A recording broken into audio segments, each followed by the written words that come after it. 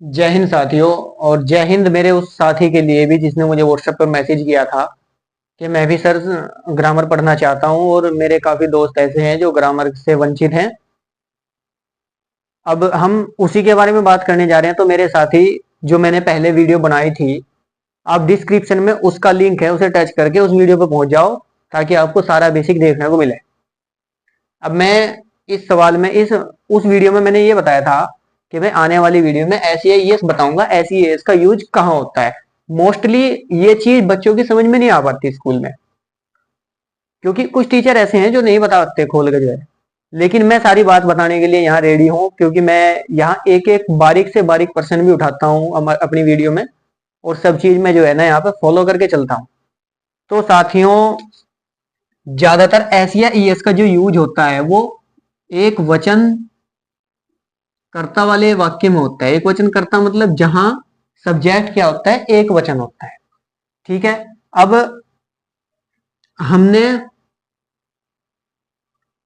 ABCD सबने पढ़ी होगी, ये सबसे इंपॉर्टेंट चीज है। ABCDEFGHIJKLMNOPQRSTUVWXYZ। इसमें थोड़े से छोटे लिख दिए मैंने, कोई बड़ा लिख दिया, लेकिन इसमें मैं जो जिन जिन पर मैं गोला कर रहा हूं वो क्या है। अब ये चीज आपको पता है, ये जिनके पर गोला है ना, ये वोविल है। क्या है ये? वोविल। और बाकी जो ये हैं, ये क्या है? कॉन्सोनेंट। अब वोविल की जो संख्या होती है वो 5 और इनकी क्या होती है? 21। टोटल कुल मिला के कितने हो गए? 26 हो गए। ये सबको पता है। अब देखो, जैसे हम कोई वाक्य बना रहे हैं, वाक्य तो हम बाद में बनाएंगे क्योंकि अफर्मेटिव का हमें जो है ना फॉर्मूला यहाँ लिखना पड़ेगा। अगर मैं ये अफर्मेटिव का फॉर्मूला यहाँ लिख रहा हूं और मुझे क्या करना है, सब्जेक्ट प्लस वर्ब की फर्स्ट फॉर्म में एस या ES जोड़ना है, प्लस क्या हो जाएगा हमारा ऑब्जेक्ट। वाक्य बहुत इजी भाषा में बनाने वाला हूं, ध्यान से समझिएगा। जैसे कि राम घर जाता है। अब मैं कहूं इसमें सब्जेक्ट कौन है, और आप कहोगे राम, तो मैं भी राम लिख दूंगा।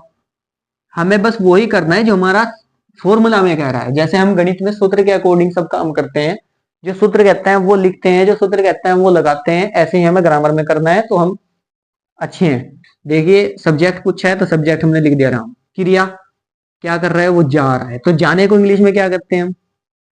गो कहते हैं। बस अपनी गड्डी यहीं स्टॉप कर लो। देखो, वर्ब में एस या ES जोड़ना है। सबसे पहले तो हमें देखना कि ये जो हमारा सब्जेक्ट है ये एक वचन है या नहीं। राम एक वचन है, अकेला है। ठीक है, तो एक वचन है तो एस या ES का यूज होगा। लेकिन एस का यूज होगा या ES का? साथियों, अगर वर्ब की फर्स्ट फॉर्म का बाद का लेटर, ठीक है, वोविल है, तो ES का यूज होता है। यहां लिख देता हूं, ES बाद का लेटर वोविल होने पर। किसका? वर्ब की फर्स्ट फॉर्म की बात हो रही है। वर्ब की फर्स्ट फॉर्म का अगर बाद का लेटर वोविल है तो क्या होगा? ES का प्रयोग होगा। तो हमारा क्या लग गया? ES लग गया, गोज हो गया। कहां जा रहा है वो? To house. हमारी कहानी ये, इसकी कहानी खत्म है। कुछ नहीं। जैसे कि मैं चाय पीता हूं। अब इसमें साथियों हमारा क्या हुआ? सब्जेक्ट मैं है और मैं की अंग्रेजी क्या है? आई। क्रिया क्या है? पीना। पीने को क्या कहते हैं हम? ड्रिंक कहते हैं। अब यहां जो मैं है, मैं जो है ना बहुवचन होता है। ये चीज ध्यान रखना आप। ये आई जो है ना क्या होता है? प्लूरल। प्लूरल यानी बहुवचन। तो ये बहुवचन माना जाता है ये ग्रामर के अंदर। इस चीज को आपको याद रखना होगा। ठीक है, तो मैं चाय पीता हूं, आई ड्रिंक द टी। अब यहां SEIS का बिल्कुल यूज नहीं होने का, क्योंकि हमारा जो सब्जेक्ट था वो क्या था?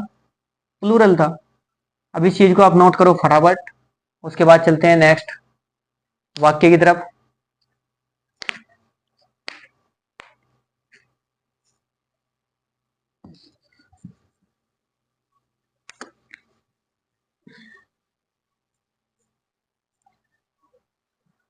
जैसे, ओहो, फॉर्मूला तो आपने मिटो दिया, सब्जेक्ट प्लस वर्ब की फर्स्ट फॉर्म प्लस एस या एस प्लस ऑब्जेक्ट। अब इसमें हमें क्या करना है, जैसे मैं मैं तो नहीं बनाता, मोहन के पिताजी, मोहन के पिताजी दिल्ली नहीं तो हटा दो, दिल्ली जाते हैं। अब इसमें जो सब्जेक्ट है वो कौन है, मोहन।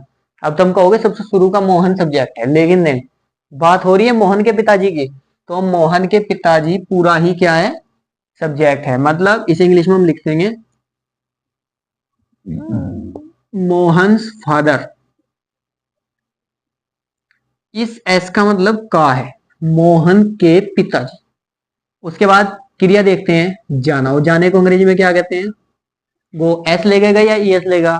अब देखो सब्जेक्ट हमारा एक वचन है, तो ई एस का यूज होगा, तो क्या होगा ये, गोज, गोज टू दिल्ली। एक चीज हमें ध्यान रखनी है, किसी गांव, शहर, किसी धार्मिक स्थल, किसी मंदिर, मस्जिद, पूजा घर, किसी व्यक्ति के नाम का पहला अक्षर हमें हमेशा कैसा लिखना है, कैपिटल लिखना है। क्या लिखना है, कैपिटल। अब मैं दो चीज आपको जो है ना बताने वाला हूं, बहुत इंपॉर्टेंट चीज है। इंपॉर्टेंट क्या है, कुत्ते भौंकते हैं। क्या करते हैं, भौंकते हैं। और एक वाक्य मैं भी लिख रहा हूं, कुत्ते भौंका करते हैं।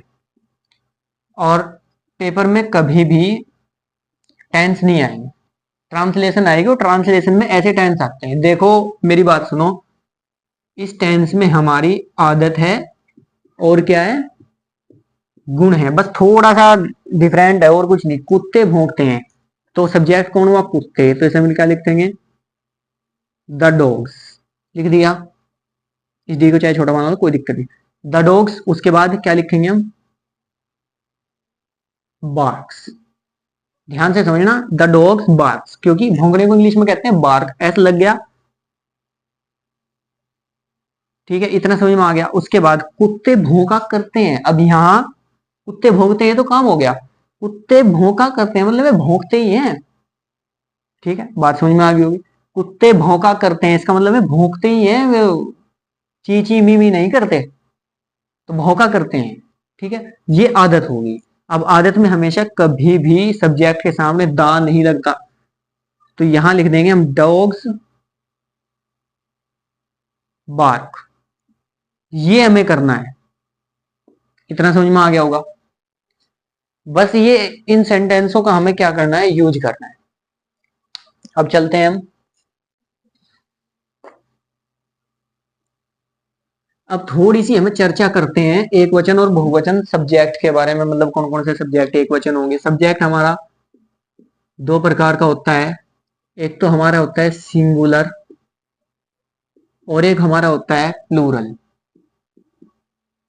प्लूरल यानी बहुवचन, और यानी एक वचन। पता नहीं क्या क्या हमें टाइप देखने को मिलेंगे, कोई आदमी पता नहीं मैं क्या क्या टाइप बताओगे, लेकिन मैं तो सीधी भाषा में चल रहा हूँ आपकी भाषा में, कि हमें सब्जेक्ट का पता कैसे चलेगा कौन सा एक वचन है कौन सा बहुवचन है। बस ये मैं लिख रहा हूं, जैसे किसी का नाम हो गया, व्यक्ति का एक वचन, ही, शी, इट, सब, दिस, ये सब एक वचन है, ठीक है। I, we, you, they, these, those, ये सब क्या है, बहुवचन वाले सब्जेक्ट। अब उसके बाद चलते हैं हम नेक्स्ट। अब अफर्मेटिव हमारा पूरा हो गया।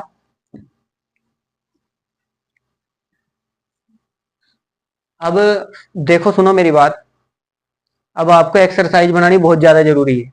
जैसे हम गणित में सवाल निकालते हैं ना, सवाल सीखने के बारे में, उसके बाद इसी तरीके से हमें ग्रामर में भी, ग्रामर को सीखने के लिए उसकी हमें एक्सरसाइज को सोल्व करना पड़ता है। अब एक्सरसाइज आपको मिलेगी कहां से? मैं दूंगा। मेरे डिस्क्रिप्शन में जाओ इस वीडियो के, वहां पर हमारा एक व्हाट्सएप ग्रुप भी है और एक व्हाट्सएप चैनल भी है। उस चीज को आप टच करके सीधे व्हाट्सएप चैनल में पहुंच जाओगे। वहां उसे सर्च करो, उसमें इनवाइट हो जाओ और इनवाइट होते ही उसमें जो है ना ऐड हो जाओ। वहां आपको डेली एक्सरसाइज और डेली मोस्टली बहुत अच्छे अच्छे और जीके के पर्सन भी देखने को मिलेंगे। उसमें फटाफट अपने दोस्तों को सबको ऐड कर दें, फटाफट उसका लिंक शेयर कर दें। उसके बाद चलते हैं हम इसके निगेटिव वाक्य में। अब निगेटिव में थोड़ा सा आगे नियम चेंज हो जाएगा। निगेटिव से बोलते हैं जिसमें नहीं आता हो सेंटेंसेस हैं ये। निगेटिव में हमारे रूल क्या लगेंगे? इसमें हमारी हेल्पिंग वर्ब का यूज होगा। क्या कहा? एक वचन कर्ता के साथ डज का प्रयोग और बहुवचन कर्ता के साथ इसका डू का प्रयोग, थर्ड भी मैं लिख दूं साथ ही साथ, एस एस का प्रयोग नहीं होगा। तो यानी वाक्य कैसे बनेगा हमारा? फॉर्मूला में लिख देता हूं। फॉर्मूला है सब्जेक्ट प्लस डू या does plus not plus verb की फर्स्ट फॉर्म प्लस ऑब्जेक्ट। ये हमारा फॉर्मूला होगा, इसका रेडी है बिल्कुल। जैसे कि मीरा रोज खाना नहीं पकाती है। तो इसमें सब्जेक्ट कौन हुआ? मीरा हुई। एक वचन है तो किसका प्रयोग होगा? डज का। उसके बाद नोट लग गया, जो उसने कहा वही करते जा रहे। क्रिया, क्रिया का मतलब पकाती, पकाने का मतलब क्या होता है? पकाने का क्या मतलब होता है? कुक नहीं होता क्या? ठीक। उसके बाद क्या बना रही है वो? खाना बना रही है, फूड। अब मेरे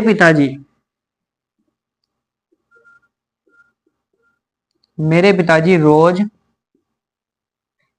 सुबह के समय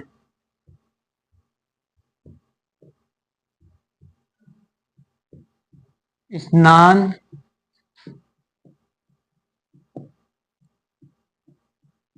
नहीं करते हैं।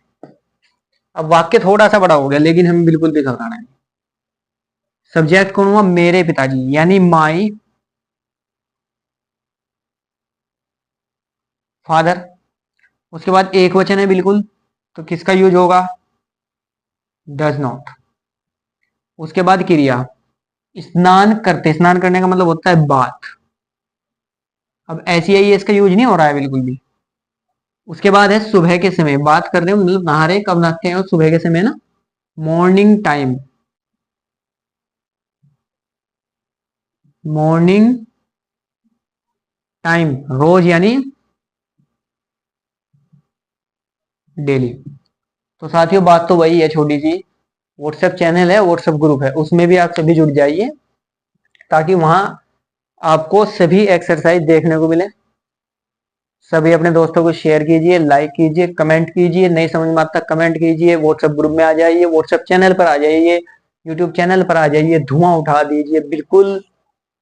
मतलब इस तरीके की तैयारी कीजिए ताकि बोर्ड परीक्षा में 90% प्लस नंबर आए, ताकि हमारे मम्मी पापा का देखकर दिल खुश हो और वो हमें कह सके कि हाँ हमारे बेटे ने, हमारी बेटी ने कुछ अच्छा किया है और हमारा भी कुछ थोड़ा बहुत भला हो जाए। हमारा मतलब मेरा नहीं, आप लोगों का, क्योंकि मार्कशीट जो आपको मिलेगी उससे भला आप ही का होगा, मेरा नहीं होगा। ठीक है, तो चलते हैं हम नेक्स्ट वीडियो में मिलेंगे। नेक्स्ट वीडियो में आया आपका प्रेजेंट इंडेफिनिट टेंस का interrogative type plus past indefinite tense, ये सभी उसी में आएंगे। तो जल्द ही हम 1-1.5 हफ्ते के अंदर ही इन सारे सेंटेंसों को खत्म कर देंगे, और खत्म करते ही फिर हम चल देंगे active, passive, direct, indirect, determinants. बहुत सारे मतलब अभी टॉपिक बचे हुए हैं, अभी तो शुरुआत ही है। बहुत कुछ देखने को सामग्री मिलेगी। बाकी आने वाली चीजों पर और आने वाली टाइम पर ज्यादा ध्यान ना देते हुए जो वर्तमान का समय है वो हमेशा हमें संभालना चाहिए। इसके साथ ही मेरा आपको जय हिंद, जय भारत।